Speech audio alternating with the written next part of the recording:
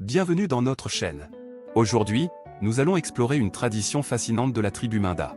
Savez-vous que dans cette tribu, le divorce se fait en remboursant la dot aux parents de la mariée? Vous avez bien entendu. Dans cette vidéo, nous allons plonger dans les coutumes uniques de cette communauté et découvrir les raisons derrière cette pratique intrigante. Attendez-vous à être étonné par ce que nous allons révéler. Restez avec nous jusqu'à la fin pour tout savoir sur cette tradition intrigante. N'oubliez pas de vous abonner à notre chaîne, de liker la vidéo et de laisser des commentaires. C'est grâce à votre soutien que nous pouvons continuer à créer du contenu intéressant comme celui-ci. Dans la tribu des Minda, le divorce se fait en remboursant la dot aux parents de la mariée.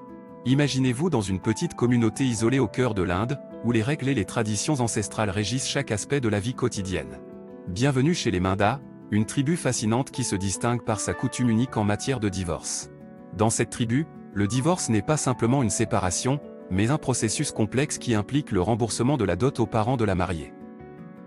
La dot, également connue sous le nom de Kanyadan dans la culture Minda, est un cadeau substantiel offert par la famille de la mariée à la famille du marié lors du mariage. Il s'agit souvent de biens matériels tels que des terres, des animaux ou des bijoux, qui symbolisent la gratitude et l'appréciation de la mariée envers sa nouvelle famille. Cependant, si un couple Minda décide de se séparer, la dot doit être restituée intégralement aux parents de la mariée. Ce processus de remboursement de la dot est un acte hautement symbolique et respecté au sein de la tribu. Il est considéré comme un moyen de conserver l'équilibre et l'harmonie entre les familles impliquées. Les Minda croient fermement que l'échec d'un mariage ne doit pas entraîner de pertes financières pour les parents de la mariée, qui ont fait des sacrifices pour constituer la dot. Par conséquent, le remboursement intégral est considéré comme une obligation morale.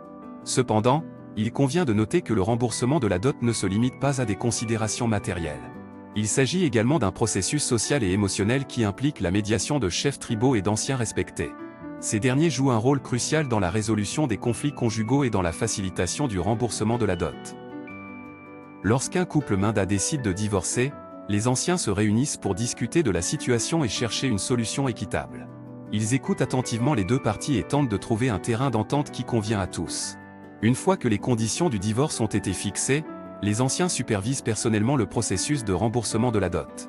Il est intéressant de noter que le remboursement de la dot peut prendre différentes formes en fonction de la situation financière des familles impliquées. Dans certains cas, il peut s'agir d'un paiement en espèces équivalent à la valeur de la dot.